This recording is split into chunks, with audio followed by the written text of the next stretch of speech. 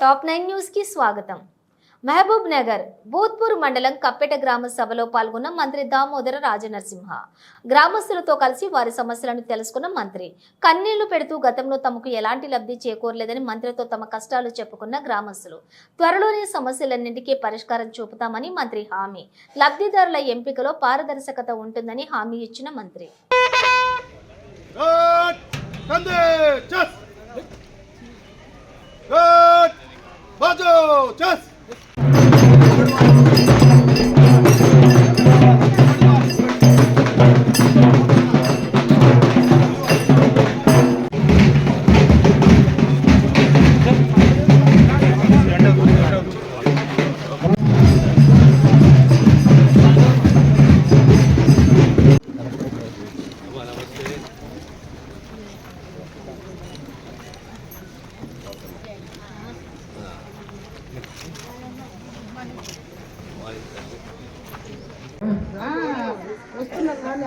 వస్తుందా? చూసిపోతుందా? సరే సరే కూర్చో కూర్చో. గ్రామ సభ అంటే ఏంది? గతంలో ఎప్పుడైనా గ్రామ సభ పెట్టి గ్రామ సభలో నిర్ణయాలు తీసుకుంటుంది. గ్రామ సభలో మీ అందరితో దరఖాస్తు మీ సేవ పెట్టుకోలేదమ్మా. వడ్డే నష్టం బాలా కొద్దిగా మీరు పక్క చెప్తే ఇంకా ఆడపిల్లలు ఉపాధి పథకం సంవత్సరానికి 12,000 రూపాయలు పడుతున్నట్టు మాకు సంతోషం. ధన్యవాదాలు సార్ అందరికి. Right right right. పెట్టుకోపోయింది సార్ మొత్తం అది ఇంతవరకు ఏం లేదు సార్. ఇల్లు లేదు మాకు.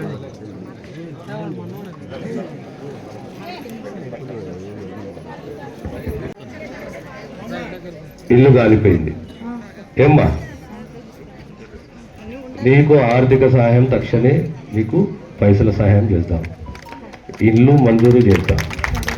ఇల్లు కూడా మంజూరు చేస్తాం. నువ్వు బేఫికర్ సరేనా?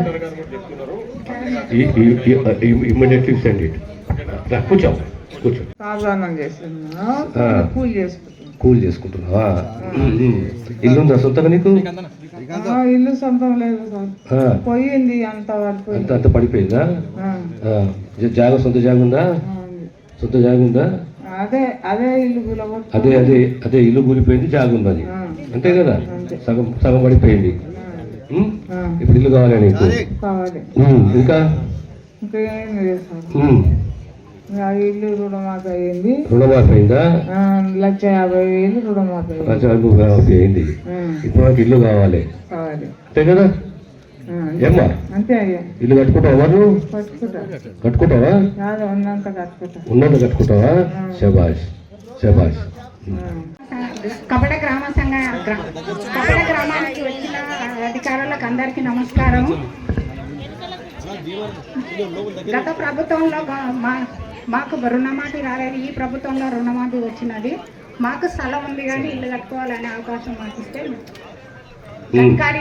లక్కారి గౌరీబాయ్. ఏం చేస్తావు? మహిళా సంఘం ఉన్నదా? సరే సరే. ఏం పేరు ఇది?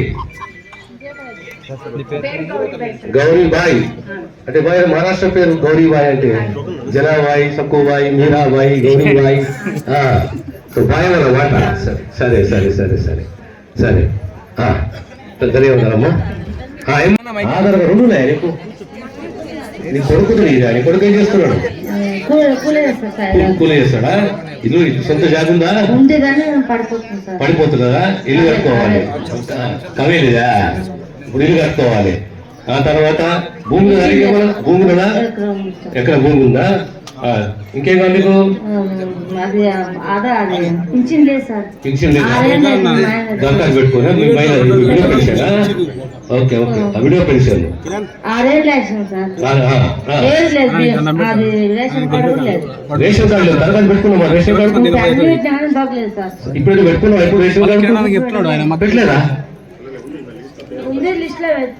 ఇప్పుడు పెట్టినా కూడా దరఖాస్తు రేషన్ కార్డు ఇప్పుడు రేషన్ కార్డు కావాలి, ఇల్లు కావాలి, పెన్షన్ కావాలి. ఇదేనా చెప్పేది? సరే కూర్చో. అమ్మా, నా పేరు సరోజమ్మ సార్. సరోజమ్మ. నా భర్త వండి 7 ఏళ్ళు అవుతుంది సార్. ఆ, కాళ్ళు లేవు, చేతులు లేవు, మాటలు లేవు, ఆ, ఇంత పింఛన్ లేవు, ఏదో ఒకటి చేయలేదు సార్. మాకు ఆ, తినబెడుతుండా లేపుతున్నా, ఆ. మంచం మీద ఉండడు. పిల్లలు? వీడికి తేనికి ఇవ్వడంగా రాదు సార్. ఇప్పుడు పిల్లలు ఒక కొడుకున్నాడు, బిడ్డ ఉంది, వాళ్ళ కాపీలు వాళ్ళకైనా సార్. మాకేం నిన్నే ఉంటారా, బయట ఉంటారా?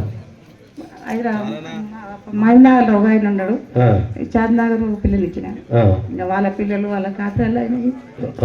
నిన్నే చూసుకుంటారు ఇప్పుడు? నిన్నే చూసుకుంటారు? ఎవరు చూసుకుంటారు? ఆ దేవుడు చూసుకుంటారు సార్ మమ్మల్ని. ఇంకా నా కొడుకే తెచ్చిచ్చినప్పుడు దీంట్లో లేకుండా ఉంటాం. పెంచినవి మాత్రం లేదు, ఎవరేం చేస్తలేరు. ఇప్పుడు తోలుకొచ్చి ఇక్కడ చూపిస్తామంటే కూడా సార్ ఈడే తీసుకొచ్చి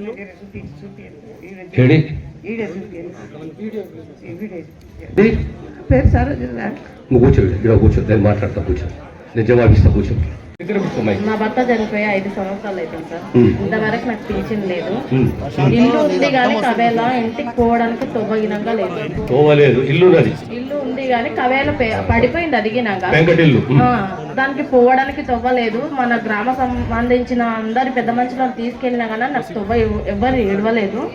నాకు ఆ ఇల్లు వద్దు, నాకు ఇల్లు కావాలి సార్. జాగా ఎక్కడ ఉంది? జాగాగినంగా లేదు నాకు. ఇప్పుడు సొంత జాగా అనేది? నాకు సొంత జాగా లేదు. ఉన్న ఇల్లు పడిపోయింది సార్. ఆ ఇల్లు సొంత అనేది? సొంతదే కానీ పడిపోయింది, తొవ్వలేడు సార్ కనీసం. అంటే మా గ్రామం సంబంధించిన అందరినీ తీసుకెళ్ళినా కనుక నాకు తొవ్వ ఇడిపియలేదు ఎవ్వరు. నేను అమౌంట్ 10,000 ఇస్తా, నాకు బాట ఇవ్వండి, మీ కాలు మొక్కుదాన్ని పదే అడిగినా గనక నాకు బాట ఎవ్వరు ఇడిపియలేదు, వాళ్ళు ఇడవలేదు. ఇంకా అదెప్పుడో మా తాత ముత్తాతల నాడు ఎవరు కొనుక్కున్నారో నాకు తెలియదు కదా సార్. అయితే నాకు బాట లేదు, ఇల్లు లేదు. ఇప్పుడు నాకు 2 పిల్లలు. నా భర్త చనిపోయి నాకు 5 సంవత్సరాలు అవుతుంది. నా బాబు 2వ క్లాస్ చదువుతున్నాడు, పాప ఉంటే అంగన్వాడికి వెళ్తుంది. గవర్నమెంట్లోనే చదివిపిస్తున్నా. కానీ నాకు ఒక ఇల్లు కావాలి సార్. గవర్నమెంట్ నుంచి నేను కోరుకునేది మంజుల సార్. మంజుల ఇంటి పేరేంటి? ఇంటి పేరు బంగారి. మంజుల. ఇల్లు కావాలా నీకు? నాకు ఇల్లు పెట్టుకున్నావా? పెట్టుకున్నా సార్. పెన్షన్ ఇల్లు కావాలి నాకు. పెన్షన్ ఇల్లు. సరే, నిజవాగిస్తాను. ఎందుకమ్మా చెప్తాలి.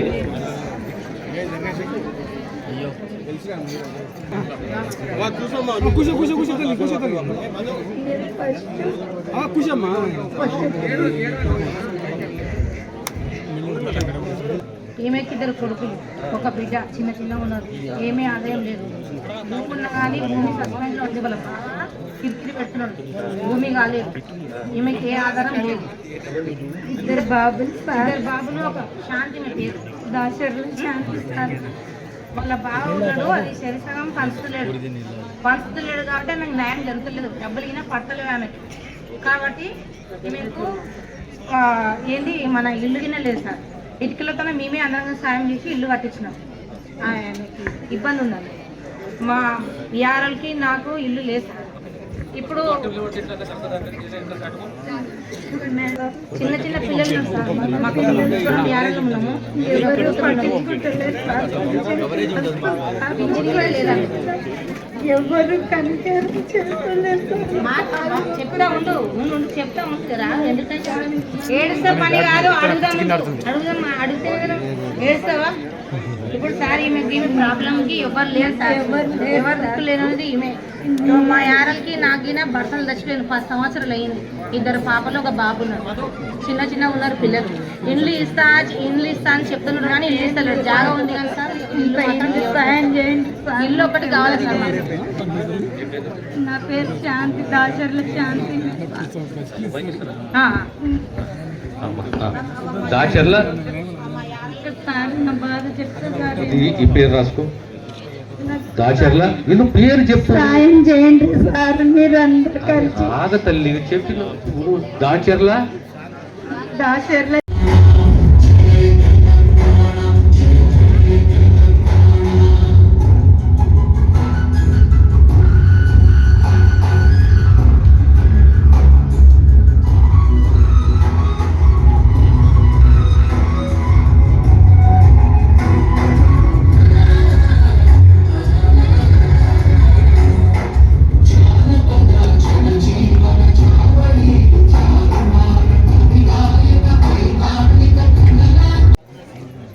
రకరకాల పథకాలతోటి మీ ముందుకు వచ్చి ప్రధానంగా ఏ గ్రామానికి పోయినా పేదరికం, పిల్లలు, వితంతువులు, పిల్లల భవిష్యత్తు, విద్య,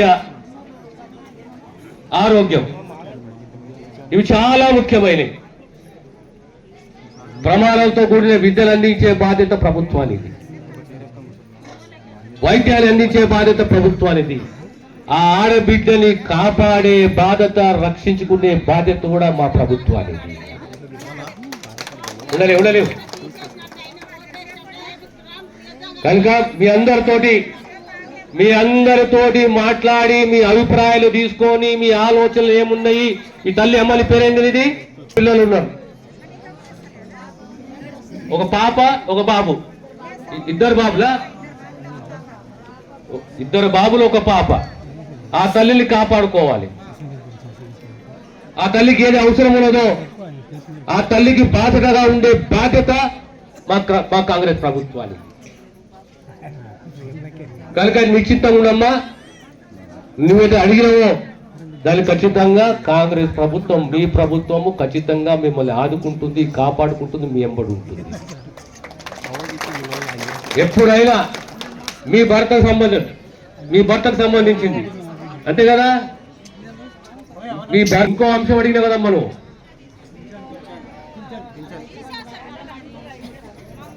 ఇప్పుడు రైతు భరోసా 26 నుంచి రైతు భరోసా సంవత్సరానికి 12,000 రూపాయల రైతు భరోసా మీకు రాబోతున్నది.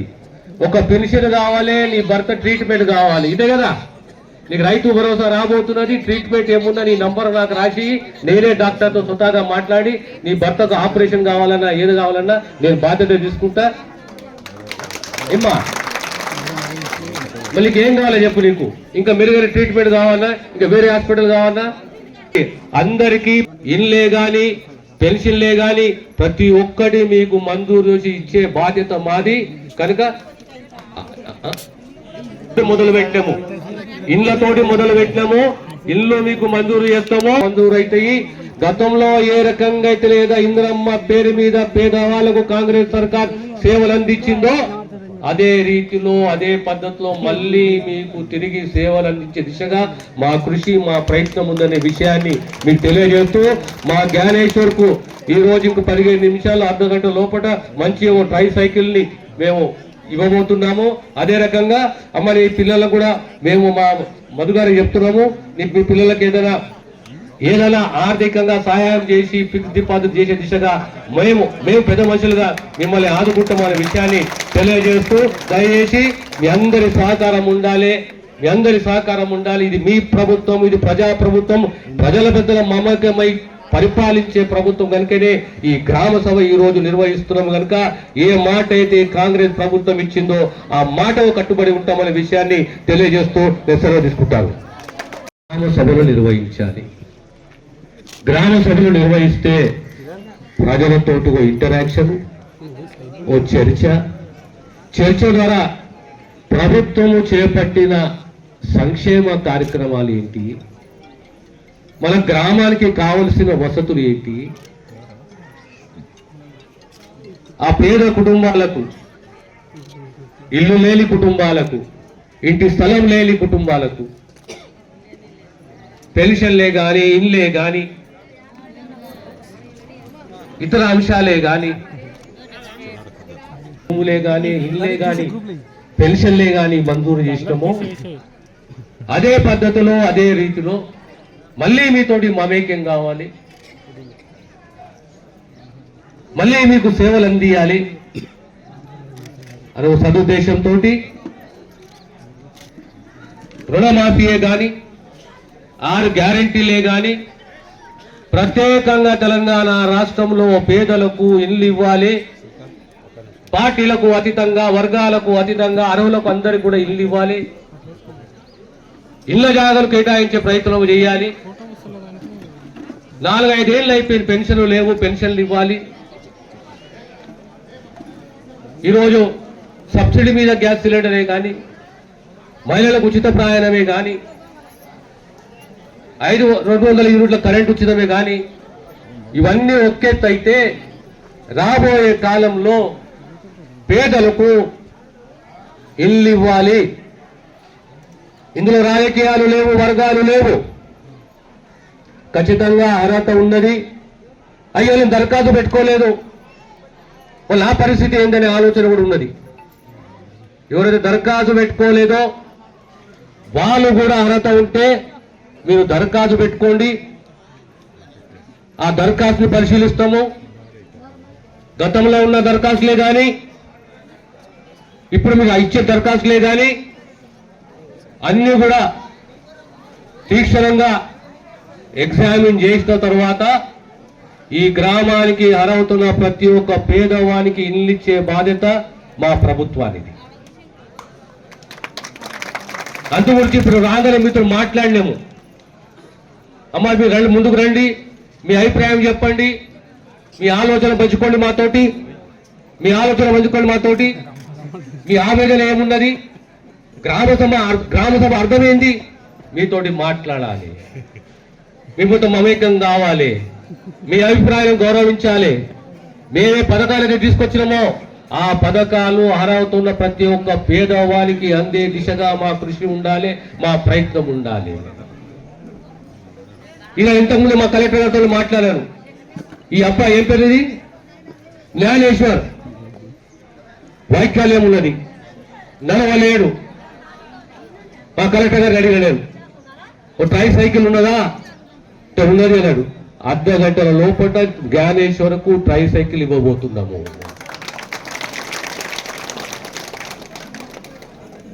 మళ్ళీ మీ గ్రామానికి ఇల్లు మంజూరు చేసి భూమి పూజ కూడా మేమే చేస్తాం. మా గౌరవ శాసనసభ్యులతో సహా వచ్చి ఈ గ్రామంలో భూమి పూజ చేస్తాం. ఇల్లే కాదు, మనకు 2006-2007లో ఆనాడు పనికి ఆహార పథకం తీసుకొచ్చింది ఎవరు? కాంగ్రెస్ పార్టీ. ఉపాధి హామీ పథకం అంటాం మనం. ఆ పథకం అంత మాత్రమైన ఆలోచన ఎందుకు కలిగింది? పేదవాడు వలసపోకూడదు, గ్రామంలోనే పని కల్పియాలి, గ్రామంలోనే ఉపాధి కల్పియాలి. మళ్ళీ ఈరోజు కాంగ్రెస్ ప్రభుత్వం ఏం ఆలోచన చేస్తున్నది? ఆ కుటుంబాలకు, ఆ పేద కుటుంబాలకు ఎవరైతే 20 రోజుల కన్నా ఎక్కువ పని చేస్తారో ఆ కుటుంబాలను గుర్తించాలి. ఆ కుటుంబాలకు కనీసము సంవత్సరానికి 12,000 రూపాయలు అందియాలని చెప్పి మాత్రం ఆలోచన మన రాష్ట్ర ముఖ్యమంత్రి రేవంత్ రెడ్డి గారు ఆలోచన చేసి ఇళ్ల పథకమే గాని సంవత్సరంలో కనీసం 20 రోజులు పనిచేసిన భూమి లేని రోజే ఆర్థిక సహాయం అందించడం కొరకు ఏర్పాటు చేస్తున్నాం. ఈ కార్యక్రమంలో ఇంకనూ మిగిలిపోయిన అర్హులైన లబ్ధిదారుల నుండి దరఖాస్తులు కూడా స్వీకరించి వారందరికీ కూడా ఇందిరమ్మ ఆత్మీయ భరోసా పథకంలో చేర్చడం జరుగుతుంది. రైతు నిర్వహిస్తా ఉంది. ముఖ్యంగా ప్రజల వద్దకే పాలన.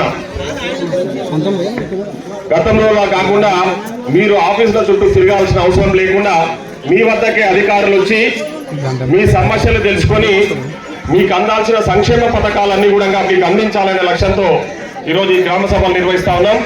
ఈ గ్రామ సభకు ఈరోజు మన దగ్గరికి, మన కప్పేట గ్రామానికి ముఖ్య అతిథులుగా విచ్చేసిన పెద్దలు, గౌరవనీయులు రాష్ట్ర ఆరోగ్య శాఖ మంత్రి శ్రీ దామోదర రాజనరసింహ గారు, అదేవిధంగా జిల్లా కలెక్టర్ గారు, జిల్లా ఎస్పీ గారు, మీకు ఇచ్చిన హామీలన్నీ కూడా ఒక్కొక్కటిగా నెరవేర్చుకుంటూ పోతా ఉన్నాం. ముఖ్యంగా ఈ రోజు రేపు 26వ తారీఖు నుంచి ఇంకా 4 పథకాలు మీకు అందుబాటులోకి తీసుకురావాలన్న ఆలోచనతోన రైతు భరోసా, ముఖ్యంగా ఈ గ్రామంలో ఉన్న రైతులందరికీ కూడా రైతు భరోసా ఇవ్వాలని చెప్పేసి నిర్ణయం తీసుకొని రేపు జనవరి 26వ తారీఖు నుంచి రైతుల అకౌంట్లలో ఒక్క సీజన్ కు 6,000 రూపాయలు వాళ్ళ అకౌంట్లలో జమ చేయబోతా ఉన్నాం.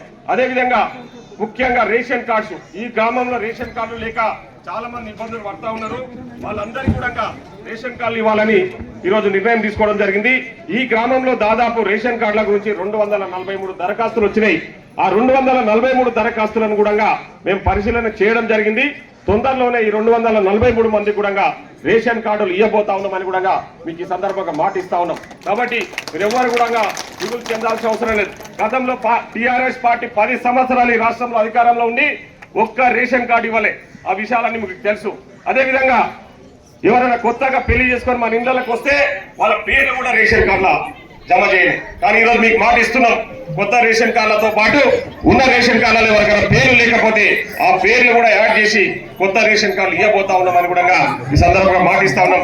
అదేవిధంగా కొత్తగా చేయుత పెన్షన్ కు అప్లై చేసుకునే వాళ్ళు ఈ గ్రామంలో 193 మంది ఉన్నారు. ఈ 193 మంది కూడా కొత్తగా పెన్షన్లు ఇవ్వబోతా ఉన్నామని కూడా ఈ సందర్భంగా మాట ఇస్తా ఉన్నాం. అదే కాకుండా ముఖ్యంగా ఈరోజు గతంలో బీఆర్ఎస్ పార్టీ అధికారంలో ఉన్నప్పుడు ఇక్కడ మీరు ఇప్పటిదాకా మీరు చాలా బాధలు చెప్పారు. ఆ బాధలన్నీ కూడా మాకు తెలుసు. ముఖ్యంగా విడో పెన్షన్లు భర్త చనిపోతే వాళ్ళ అధికారంలో ఉన్నన్ని రోజులు కూడా భర్త చనిపోయిన వాళ్ళకి ఎవరికి కూడా పెన్షన్లు ఇవ్వలే. గతంలో కాంగ్రెస్ పార్టీ అధికారంలో ఉన్నప్పుడు భర్త చనిపోతే వారం రోజులల్లా సర్పంచ్ తీర్మానం చేసి పంపిస్తే విడో పెన్షన్లు వస్తుండే. సో ఇప్పటిదాకా మీరు మాట్లాడక ముందే నేను మంత్రి గారితో కూడా అదే చెప్పడం జరిగింది. చాలా గ్రామాలల్లో భర్త చనిపోయిన వాళ్ళకు పెన్షన్లు వస్తేనే వాళ్ళు చాలా బాధలు పడతా ఉన్నారన్న. మనం ఆ సమస్యను తొందరలోనే పరిష్కారం చేయాలంటే తప్పకుండా నేను ముఖ్యమంత్రి గారితో కూడా మాట్లాడతా. విడో పెన్షన్లు ఏవైతే తొందరలోనే ఇద్దామని చెప్పేసి ఇప్పుడే ముఖ్యమంత్రి గారు అదే మంత్రి గారు కూడా మీరు మాట్లాడక ముందే ఆ విషయాన్ని చర్చించుకున్న విషయాన్ని సందర్భంగా గుర్తు చేస్తా ఉన్నాం. ముఖ్యంగా ఈరోజు మనం అధికారంలోకి రాకముందు మీ అందరి ఆశీర్వాదంతో ఆ రోజు మనం ఎన్నికల ప్రచారంలో కూడా చెప్పినాం, ఖచ్చితంగా కాంగ్రెస్ పార్టీ అధికారంలోకి వస్తారు, మీరందరూ కూడా సపోర్ట్ చేయండి, మేము అధికారంలోకి వచ్చినాక 6 గ్యారంటీ పథకాలు మీకు అందిస్తామని చెప్పేసి ఆ రోజు సోనియా గాంధీ గారు పబ్లిక్ మీటింగ్ లో చెప్తే అవన్నీ కూడా మేము ప్రజలకు వచ్చి మీకు చెప్పడం జరిగింది. అనుకున్న విధంగానే మీరందరూ కూడా ఆశీర్వదించి ఈరోజు ఈ ప్రజా ప్రభుత్వాన్ని అధికారంలోకి తీసుకొచ్చారు. అధికారంలోకి వచ్చిన వెంటనే ఇక్కడ మహిళలు చాలా మంది ఉన్నారు. మీ అందరి కూడా ఆర్టీసీ బస్సులలో మహిళలకు ఉచితంగా బస్సు సౌకర్యం కల్పిస్తామని ఈరోజు చెప్పిన వెంబడే వచ్చిన 2 రోజుల్లోనే మీరందరూ కూడా అత్తగారింటికి తల్లిగారింటికి పట్నం పోయినా పాలమూరు పోయినా ఎక్కడ పోయినా కూడా ఆర్టీసీ బస్సులలో మీకు ఉచితంగా ప్రయాణ సౌకర్యాన్ని ఈరోజు మన ప్రజా ప్రభుత్వం కల్పిస్తా ఉంది. అదేవిధంగా ఆరోగ్యశ్రీ పథకాన్ని 10 లక్షలకు పెంచి ప్రభుత్వ దవాఖానాలలో ట్రీట్మెంట్ లేకపోయినా ప్రైవేట్ దవాఖానాలను తీసుకుపోయినా కూడా ప్రభుత్వమే మీ తరఫున ఆ ట్రీట్మెంట్ ఇప్పించే విధంగా ఈరోజు ఆరోగ్యశ్రీ పథకాన్ని తీసుకొచ్చినాం. అదే కాకుండా ముఖ్యంగా ఆ రోజు మీకు హామీ ఇచ్చినాం, ఎన్నికలప్పుడు చాలా మంది మహిళలు కట్టెల పొయ్యిల మీద వంటలు చేసుకుంటూ అధికారంలోకి వచ్చినాక 500 రూపాయలకి సిలిండర్ ఇస్తామని మీకు మాట ఇచ్చిన ప్రకారం ఈ రోజు ఈ గ్రామంలో దాదాపు గ్రామంలో గృహజ్యోతి పథకం కింద 231 మందికి ఇక్కడ ఈ గ్రామంలో మొత్తం 343 కుటుంబాలు ఉంటే 231 కుటుంబాలకు గృహజ్యోతి పథకం కింద 500 రూపాయలకే సిలిండర్ ఇస్తా ఉన్నాం. ఈ గ్రామంలో 231 మందికి 500కే సిలిండర్ ఈ ప్రభుత్వం ఇస్తా ఉంది. అదేవిధంగా 200 యూనిట్ల కరెంటు ఆ రోజు మాట ఇచ్చినాం, 200 యూనిట్లు కూడా కరెంటు ఉచితంగా ఇస్తాం, ఆ బిల్లులని కూడా మేమే కడతామని చెప్పేసి మీకు మాట ఇచ్చిన ప్రకారం ఈరోజు గృహజ్యోతి పథకం కింద 231, ఎల్పిజి కింద 188 మందికి వస్తా ఉంది. కరెంటు బిల్లులేమో 231 మందికి మాకు అవుతా ఉన్నాయి. ఎల్పిజి గ్యాస్ కనెక్షన్ 500 రూపాయలకు 188 మంది కుటుంబాలకు వస్తా ఉన్నాయి. అదే కాకుండా ఈరోజు రుణమాఫీ విషయానికి వస్తే ఈరోజు ఈ ఊర్లో కూడా చాలా మంది రైతులు ఉన్నారు. ఆ రోజు మాట ఇచ్చినాం, రాష్ట్ర ఆర్థిక పరిస్థితి బాగాలేకపోయినా ఆగస్టు 30వ తారీఖు లోపు 2 లక్షల లోపు ఉన్న రుణాలని మాఫీ చేస్తామని మాట ఇచ్చినాం. ఈరోజు ఇక్కడ మీ దగ్గర మీ గ్రామంలోనే దాదాపు 369 మంది కుటుంబాలకు రైతులకు రుణమాఫీ చేయడం జరిగింది. 3,28,66,283 రూపాయలు మీ అకౌంట్లలో జమ చేసి మీ రుణాలని మాఫీ చేస్తామని కూడా ఈ సందర్భంగా తెలియజేస్తా ఉన్నాం. ఈ ఊర్లో ఉన్న రైతులు దాదాపు 369 మంది రైతుల అకౌంట్లలో 3,26,00,000 రూపాయలు జమ చేసి మీ రుణాలు కూడా ఈ ప్రజా ప్రభుత్వంలో మాఫీ చేస్తామని చెప్పి కూడా ఈ సందర్భంగా తెలియజేస్తా ఉన్నాం. అదేవిధంగా ముఖ్యంగా మనం పండించిన వడ్లకు సన్న వడ్లకు కూడా బోనస్ ఇస్తామని చెప్పడం జరిగింది. చెప్పిన విధంగానే పండించిన మద్దతు ధరకు బోనస్ ఇచ్చి ఈరోజు